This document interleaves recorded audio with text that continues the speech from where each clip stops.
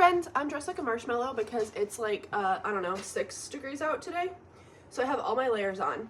And today I'm gonna ride both boys and I'm gonna talk you through the difference in what I do with each horse. Even though they're both 4-year-old off-the-track thoroughbreds, they are totally different in where they are in their training and personalities and things like that. So we're gonna do both boys today and talk about the difference between each horse. Both boys live together, so that's Silas. I will introduce him in this video, but I'm grabbing Anakin today, whose big old butt is right here. Walk and talk. So like I said, Anakin is also a 4-year-old thoroughbred. He has been pretty much exclusively featured on this channel because he's my only horse. So y'all know him. He's been under saddle for about a year. He spent a large portion of that year in a really crappy dressage program that I didn't realize was a crappy dressage program until this summer. So then I spent several months fixing the holes that I previously put on him because I didn't know any better. And now he's got a pretty solid dressage foundation, like basics dressage foundation, and is pretty supple, has some good self-carriage. Right now we're working on just getting more laterally supple in his rib cage. But a lot of it, the work is done, and we're starting to increase the pace and like the height of the fences and working on being show jumpers now. Do you want a fit check, even though I look like a grade A bank robber right now? Isn't this so cute? Okay, we're gonna go ahead and get our bridle on. Today I want to work on, well, okay, let me back up. Today's Friday. I haven't ridden since Wednesday, and he was a goblin on Wednesday because he had lots of time off and it was freezing cold out. And all we did was walk, trot, and try to stay on. It was one of those days. So I'm hoping that we have a civilized brain today. And if we have a civilized brain, then we're gonna do some collected canter work. But I don't know if we'll get there. So I start every ride, every time, on every horse with 10 minutes of walking. On Anakin, that looks like a loose rein, just kind of dink around the arena. For a good chunk of that, usually at least 10 minutes, sometimes more.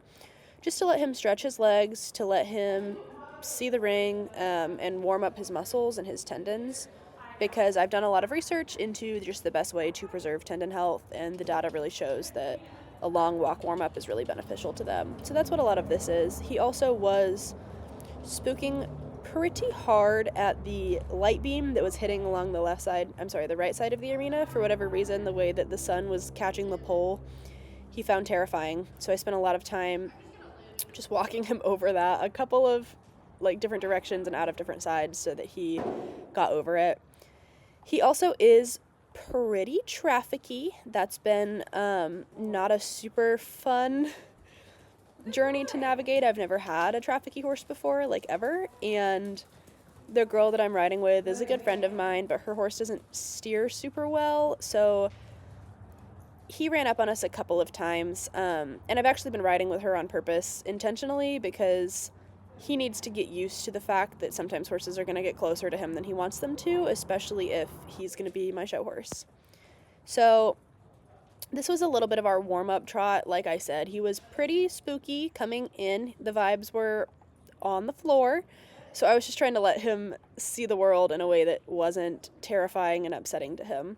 And I was actually pretty happy with the warm-up trot. You can see he is reaching for the contact. He gets a little deep at points, definitely, but there were good moments of him reaching for the contact and also carrying himself.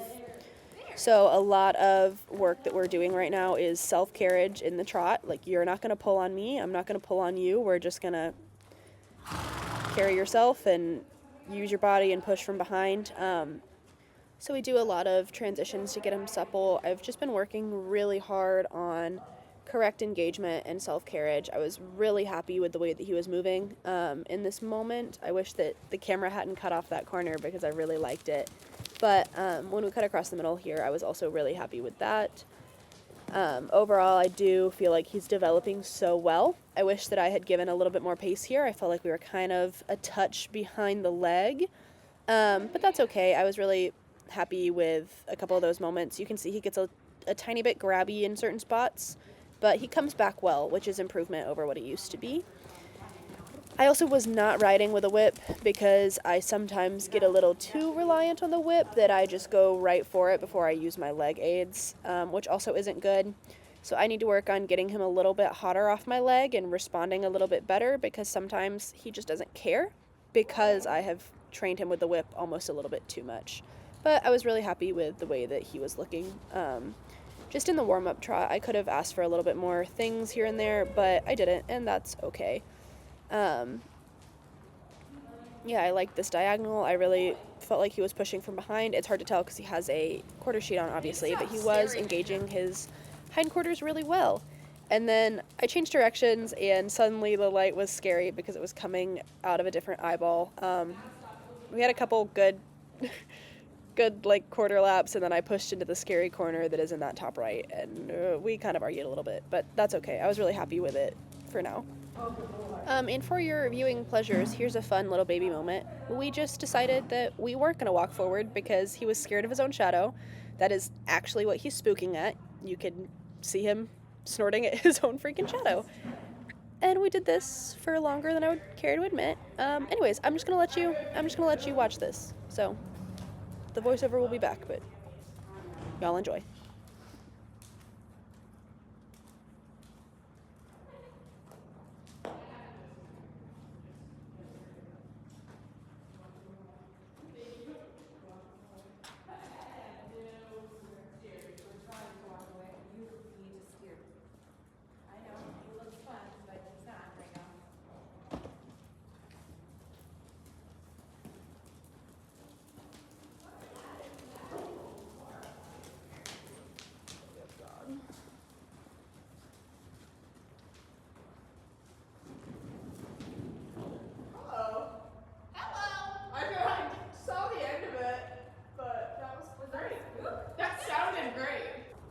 Yeah, so then we recovered from our little baby meltdown, and he was lovely again at the trot, and then I decided I was going to kind of trot his little legs off before we did any sort of canter work, because I just wanted to make sure his brain was actually in the game before I added leg, and he was going to, like, Jesus, take the wheel away from me again. But, like I said, really happy with this. Actually, this is the horse that I need. Like, this is the supple, self-carriage, happy little horse. So, really happy with that.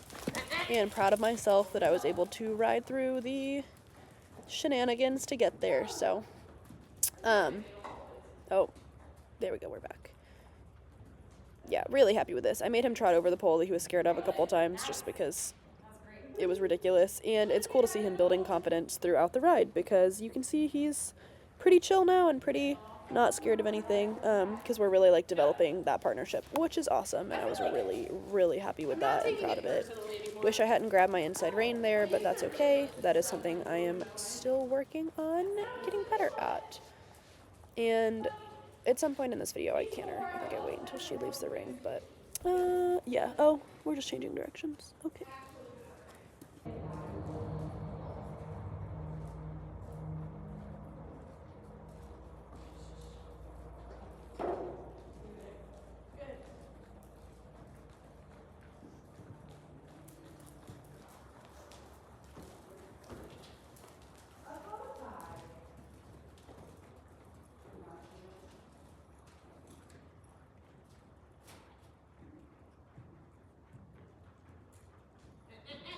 And then this is an exercise I really, really like for getting them supple. It's just like a little kind of half figure eight thing. I don't know, we call it a bow tie, where you just make little triangles onto B and then off of B onto A. So you can see, like, the first time he comes around, he's not super balanced and supple, and then the more we do it, the better he gets, and it kind of leaves me with a really nice supple horse. So I did this with Anakin today at the trot. Sometimes we do it at the canter, and then I do it with Silas at the walk a ton. So it is really, really good. I can explain it a little bit more if you guys want. It's not complicated. But anything like those sharp turns off the outside aids really help them come around and carry themselves, and I love them. So he does this at the trot, and when he's feeling happy and balanced and participating, he'll do them at the canter as well. But that was simply not in the cards today, and you'll see more of that shortly. Like I said, really enjoying how that got him going. I'm trying really hard to not pull his head around, and instead to ride the hind end and then let the head do what it needs to do in turn. So I'm bummed my camera was in a crappy spot, because this canter was actually really good and I didn't get a lot of it on camera, but that's okay. So the left lead is his strongest. I could have sat back a little bit more, and I need to follow with my elbows instead of rocking with my body. But the goal here is that I was thinking canter as slow as possible without braking, to really work on rideability, collectability, and adjustability. Wow, that was very repetitive of me. But the goal here is to canter as slow as I possibly can without like pulling him back and letting him brake. So really jumping him up into the canter and increasing energy without increasing speed. And then we did brake there kind of unintentionally because I was not adding enough leg, but that's okay. We then halted because Sammy was coming at us. Okay, and then here's the same thing off the right lead, except the right lead is significantly harder for him, and it was a little bit of a struggle. Really happy with that depart though, like that was so easy for him, and then he got here and was like, what if I spook? What if I do that? And he didn't want to supple his rib cage, so I was like, no, you're going to give me your right rib cage, like, I don't really care. And he did, and it was fine, but the drama.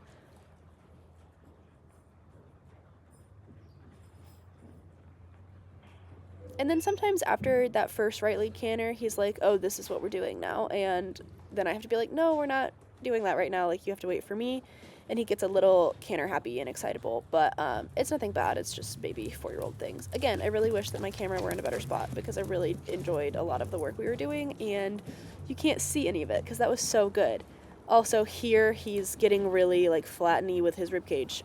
It feels a lot worse than it looks, but it feels like I don't have him supple off of my right leg. Like, he just wants to get really stiff on his right side and not let me in, so I have to ride that right side really hard, which is what was happening there. So I'm trying to ride it hard and mean it without pulling on him or pulling back. So that's been my struggle as a rider. Like I said, feels so much worse than it looks because it felt horrible, but it actually looks pretty okay. It needs more power, but not more speed because I'm trying to ride like as slow of a canter as I can without braking to the trot. And then on a normal day, I will do a lot of canter trot transitions in this. I did not do as many today just because the vibes were bad, but I was really happy with that depart. Except I guess I pulled it. I don't know what I did there. Never mind. Pretend I didn't say that. And then here's a little bit more of that attempted a collected canter. I actually really like this canter. It looks really good. It needs more leg in that spot, kind of crossing the center line where he's getting a little spooky and dodgy. But overall, really, really happy with it. I think this is the best that right lead canter has looked. I got a little grabby with my inside rein, and he was a little unhappy at times, but this actually looks really good. If you're new here, you know that right lead has been a disaster and a half, and I love that. That was really, really quite nice. Brake checking there just to make sure we have them. I really like doing halt transitions out of all my gaits. And then I ended with some lateral work off of both legs at the walk, so we're just leg yielding, and that looks really good. That's probably the best it's looked. I need to get the hind end a little more active. You can tell, like, it started good, and then I don't know, it fell apart, but that's okay. It's all part of the journey. We got it back together a little bit there. That was the step I needed. I really like doing my lateral work with this horse at the end of a ride as opposed to the beginning, because sometimes if I do it at the beginning, I shut him down a little bit too much. I get a little too handsy, and then I feel like I've killed the engine for like the entire ride.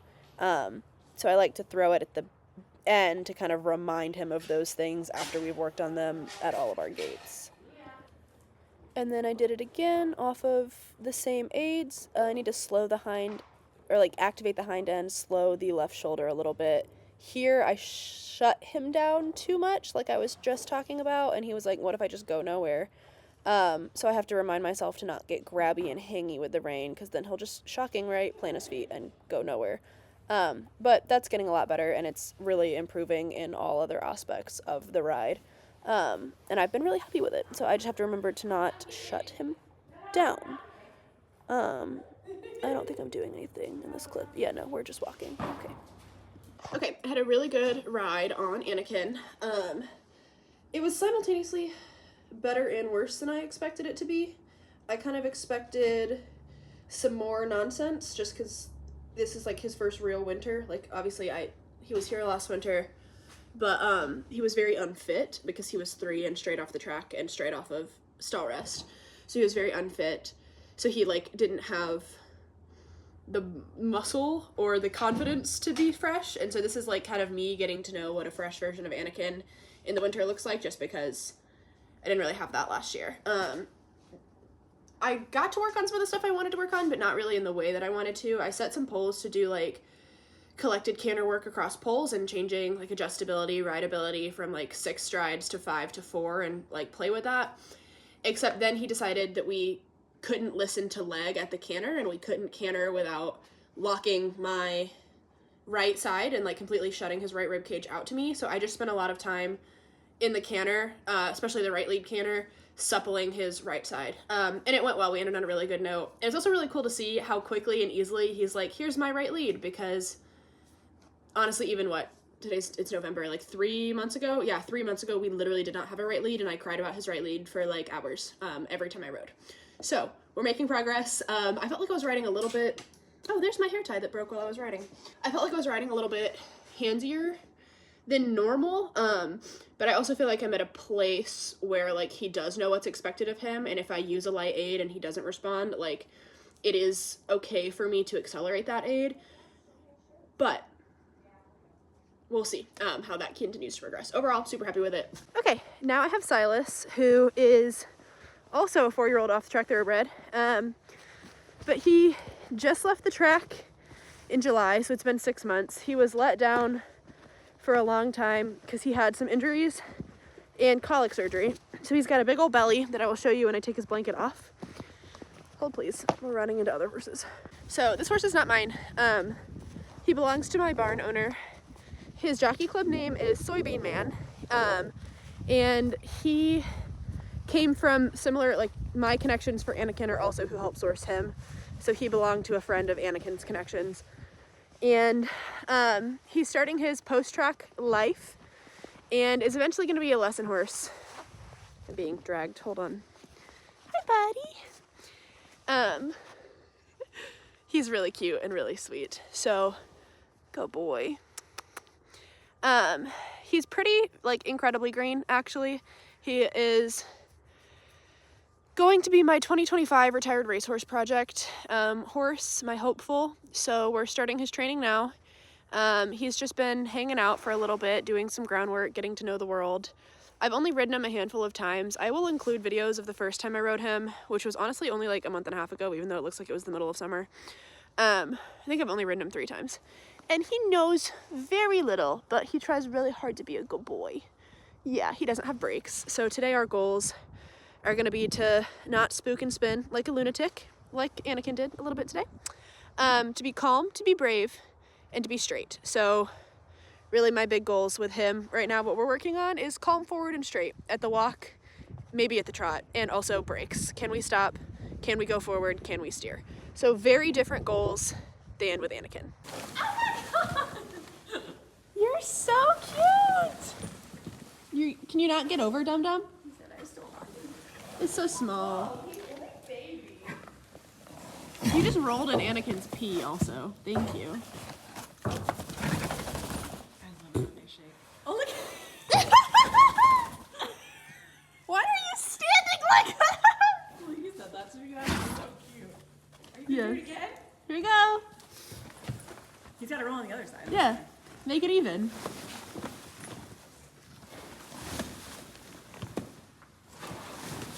He can't get over. He said, I got belly surgery. I don't have any ab muscle. I wanted to do this so bad. Yeah. So working with Silas looks very different than working with Anakin. We did walking and halting in hand for probably close to half an hour before we even had the conversation of getting on. Because if you don't have brakes on the ground, shocking, right? You're not going to have them under saddle. So if he can't follow my lead and stop when I say stop when I'm standing next to him, he is absolutely not going to stop when I say stop when I'm sitting on his back. So we did a lot. Oh, he spooked there. It was very scary out. The ice was falling off the building, which he had never heard before, so I was really impressed with that. I like to back them up, not as a punishment. I would like to very much say that. I don't use backing as a punishment ever. It's not a bad thing, it's just a thing. It helps to really like engage their hind end and kind of loosen them up a little bit. So you saw how his posture changed in that backing up position. It is really good for their butt muscles, which then is in turn good for their core.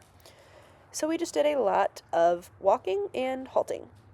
And if I tell you to halt and you don't immediately halt, like, you are going to back up because you need to get out of my space. He also will sometimes pause for a second and then is like, no, I'm going to keep going. No, you're not. You're going to stop when I tell you to stop until I tell you to go again. That's just very basic, fundamental manners and safety. So we did a lot of that. I'm obviously not going to include the entire half hour because we would all get very, very bored. These are basics I start with every horse. Like, I'm not saying a horse doesn't have brakes. Install them before you get on the horse, please.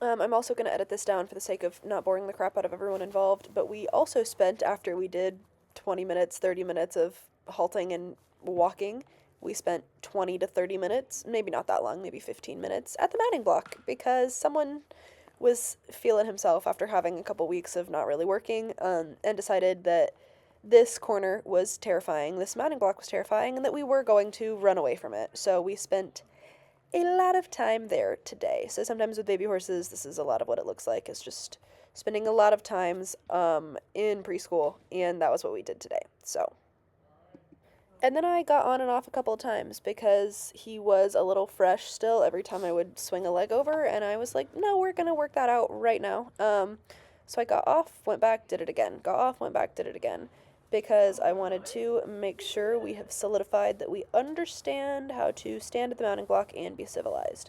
So, like I said, the ring was very spooky today. There was ice falling off of the roof, and he was alone, and he hadn't been really worked, like, had a job in several weeks because of the, like, holiday and the weather and all that stuff. So, usually he's not this fresh, but I understand why he was, and I wanted to take the time to get through that today. And then I will keep this very brief because it's exciting to no one but me. But literally all we did today was walk because that was what he needed. So we just, like I said earlier, calm, forward, and straight. I just wanted him straight off my aids. So that doesn't just mean like walking in a straight line, but actually keeping a straight line within his body, staying straight between my legs, straight between my hands. So I did a lot of little exercises, like similarly to what I was doing with Anakin, but broken down into smaller parts where I'm just turning off of my outside aids in silly little patterns that maybe don't make a lot of sense. He was very tense at first, and I did this for about 20-ish minutes until he relaxed. And by the end of it, he was lovely and was walking on a loose rein. So I should have and could have done a better job here of following his neck with my hand to help free him up a little bit, but I didn't, so that will be something that I will make note to work on for later. So I won't make you watch a lot of this because no one really wants to walk or watch a 4-year-old thoroughbred walk around for half an hour, but that was all we did today. So it is important to remember to take it down to their level when they need that, to take steps, like take the steps backwards, in order to make progress. So you can make so much progress in the walk just by doing the basics here. So, like I said, really happy that I did it. Really, really, really happy with him today. But I won't bore you to death with all that. Okay, I just finished both boys. It's like 1 o'clock. I have to hustle to the other side of town because I have a meeting at 2 that I'm definitely going to be late for, but it's fine. Silas was really good. All we did, as you saw, was just a lot of walk halt work and steering, like very basic steering off my outside aid stuff. The ice was falling off the roof, which was his first time ever hearing it before, and so he was a little spooky, but he was not bad. He also was not great at the mounting block, which is unusual from him, but usually I don't mount in that corner. Usually I mount in like the other, we have 2 mounting blocks in opposite corners. And so that was like the scary corner. So I did it on purpose, and I ended up getting on and off a couple more times that I didn't get on video just because I was like, we're not going to trot away from the mounting block. Like, that's not polite. Overall, really, really happy with him. I was only on for like 20 minutes and just walking and halting and doing basic steering. And I felt like I could have pushed for more. But something I've learned a lot recently is to just like let him end on a good note, take your wins and not get greedy. Like today, all we did was walk. That's fine. We have something to build on tomorrow, later in the week, whatever. So like I said, I will take him to the Retired Racehorse Project next year, 2025, and then he'll transition into being like a full-time lesson horse, which will be really fun. He's a really good boy. He's got a really good brain. He's very sweet. He's just very green. So I have no real big aspirations for him, just kind of doing what the owner wants and what is best for him right now. So that's them. Obviously, they're both very different boys at very different points in their training, but it's really fun. They do have similar problems just because they are both freshly off the track thoroughbreds, but it's cool to just see like Silas is where Anakin was a year ago versus where he is now. Like, it's just really cool. It's a lot to look back on, and I've enjoyed it a lot. So thanks for watching this video if you made it this far, and I hope you all continue on our journey. Catch you guys later.